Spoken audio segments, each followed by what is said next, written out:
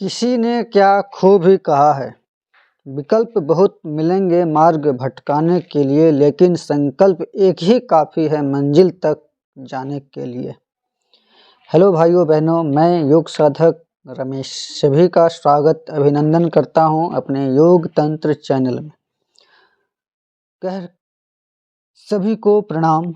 आजकल social media के युग में आपको हर जगह 2-4 मोटिवेशनल शायरी झाड़ के सफलता का मंत्र देने वाले बहुत से मोटिवेशनल गुरु मिल जाएंगे, पर सफलता वास्तव में क्या होती है यह तो जो सफल हुए हैं वही बता सकते हैं। मैं कोई सफलता का मंत्र देने वाला गुरु नहीं हूँ। मैं तो उनके विचारों को आपके सामने रखूँगा जो सबके आदर्श योग्य हैं। आज मैं योग ऋषि पंडित श्री राम शर्मा आचार्य जी के द्वारा बताए गए सिद्धि के सिद्धांत अर्थात सफलता का जो सिद्धांत है उसकी चर्चा करने वाला हूँ। सफलता का भी एक प्रक्रिया होता है, सिद्धांत होता है। तो आइए जानते हैं सफलता का सिद्धांत क्या है।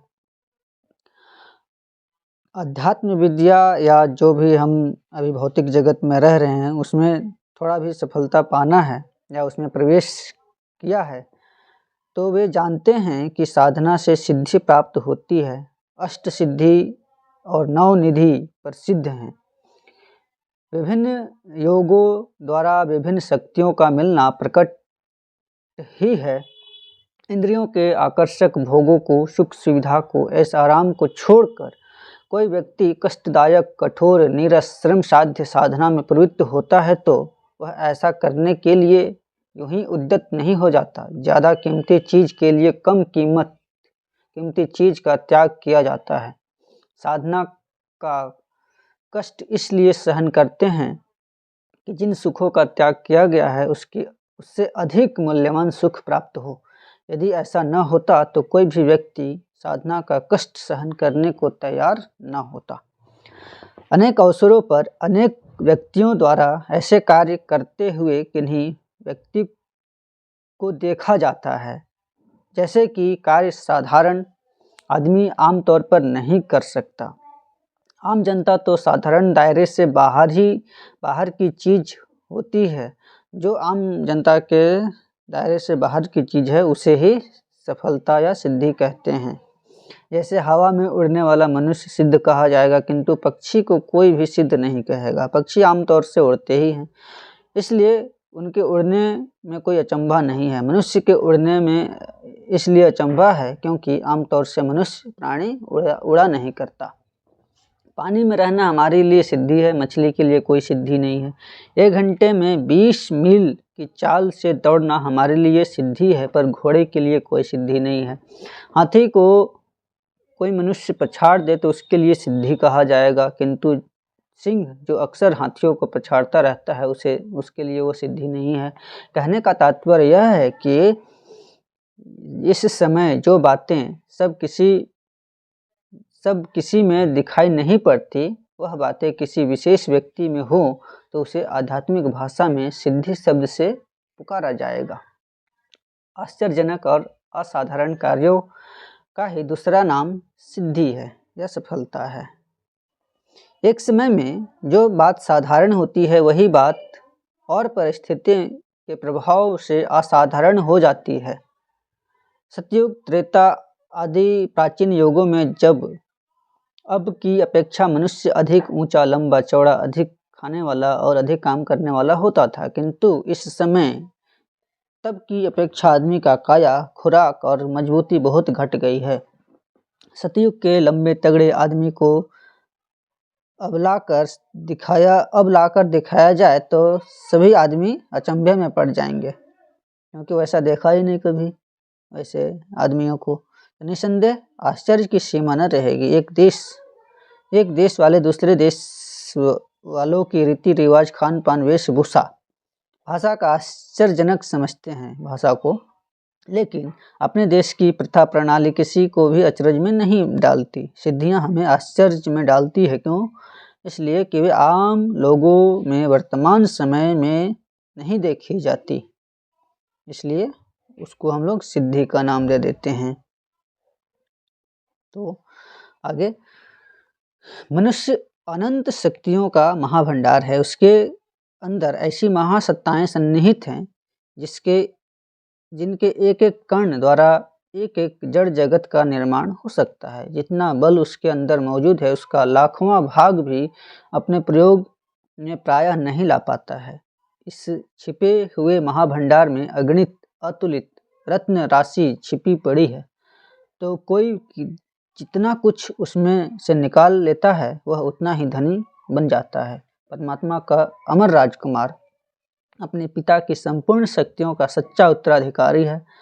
इच्छा और प्रयत्न करते ही सब कुछ उसे मिल सकता है। कोई भी वस्तु ऐसी नहीं जिसमें कि वह अपने पिता के खजाने से पा ना सके। जितनी सिद्धियां अब तक सुनी या देखी गई है वो सब बहुत थोड़ी है। अभी उनमें भी अनेक गुनी अनंत गुनी तो छिपी है। तब मनुष्य विकसित होते होते परमात्मा को ही प्राप्त कर सकता है, स्वयं परमात्मा बन सकता है। उन सब महानताओं और शक्तियों को भी पा सकता है जो परमात्मा के हाथ में है। जलते हुए अंगार के ऊपर जब राख जम जाती है तो वह राख से ढका हुआ अंगार बाहर से छूने में गर्म नहीं मालूम पड़ता है, किंतु जैसे जैसे उस राख को हटाया जाता है वैसे वैसे गर्मी बढ़ने लगती है और जब वह पूर्ण रूप से हट जाती है तो अंगार इतना गर्म निकलता है कि उसे छूना कठिन हो जाता है। एक जलते हुई बिजली की बत्ती को कपड़े के अनेक परतों से ढक कर रख दिया जाए तो उसके प्रकाश काड़ों से बाहर नहीं आ सकेगा, मतलब परतों से वो बाहर नहीं आ पाएगा। वैसे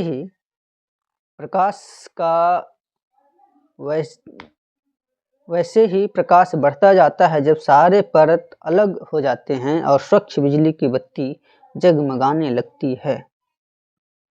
जलाने वाला अंगार वही था।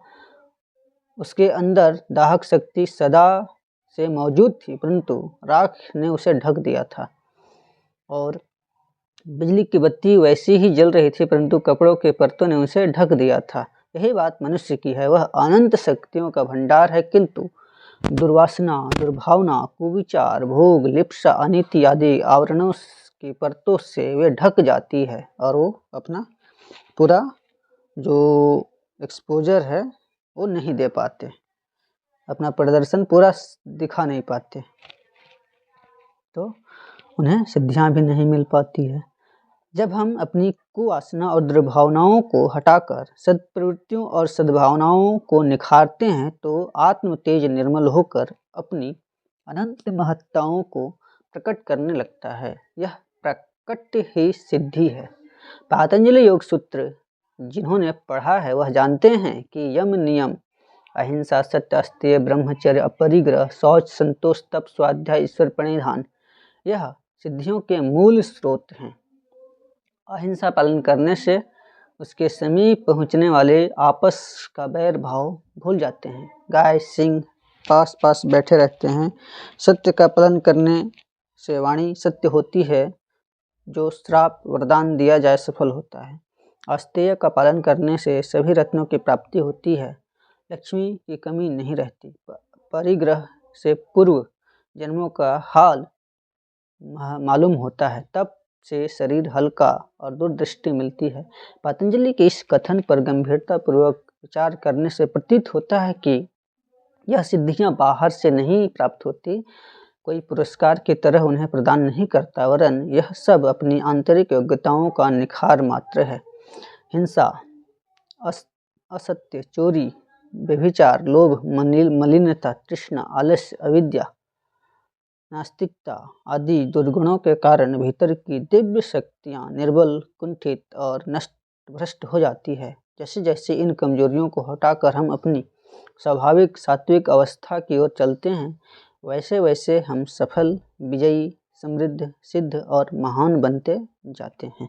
तो आज आप लोगों ने देखा या समझा, सुना कि हमारे पास सिद्धियों का जो मेन स्रोत क्या है। पतंजलि योग सूत्र में उन्हें यम नियम का आचरण बताया गया है। जैसे जैसे हम इन 10 चीज़ों का पालन करते जाएंगे, वैसे वैसे ही हमारे पर्सनालिटी में, हमारे व्यक्तित्व में निखार आता जाएगा और हम जो हमें अभी अप्राप्त है उसे हम प्राप्त कर पाएंगे। जिस लक्ष्य के लिए आप अपना निर्धारण करेंगे और उसके तरफ आप तत्परता से, लगन से आगे बढ़ते जाएंगे, उसकी हर एक स्टेप्स को पार करते हुए आप उस तक ज़रूर सफल हो जाएंगे। तो यही सफलता की कुंजी होती है, यही सफलता का सिद्धांत है, यही सिद्धि का सिद्धांत है, जो कि परम पूज्य गुरुदेव ने अपनी लेख में बताया है। आप लोग भी किसी के बहकावे में, किसी के बोली में, किसी के मोटिवेशनल स्पीच से ज़्यादा प्रभावित नहीं होना है। प्रभावित तो होंगे, लेकिन अपने आप के अंदर झांकना है। ये नहीं कि शॉर्टकट में कोई मिल जाए हमें सफलता के लिए। तो वैसी चीज़ों से दूर रहें, अपनी क्षमता का सही पूर्वक आकलन करते हुए और अपना लक्ष्य निर्धारण करें और उसको पाने के लिए मेहनत करें। यही है सफलता का सिद्धांत और इसी का सबको पालन करना चाहिए। तो आप बताएंगे अपने कमेंट सेक्शन में आप लोग कि कैसा लगा आपको यह जानकारी। उस तरह से आप जैसा कमेंट करेंगे उसके हिसाब से हम और भी आगे वीडियो बनाने के लिए प्रेरित होते रहेंगे। तो आपसे अनुरोध है, ज़रूर इस वीडियो को अपने जो भी संघर्षरत आदमी हैं उन तक पहुंचाएं, शेयर करें और चैनल को लाइक करें, सब्सक्राइब करें और लोगों तक ज़्यादा से ज़्यादा इसे फैलाएं। हमारा विचार क्रांति का अभियान कभी टूटे ना, यही हमारी कामना है। तो मिलते हैं अगले वीडियो में। आप सभी को नमस्कार, प्रणाम, जय हिंद, जय भारत।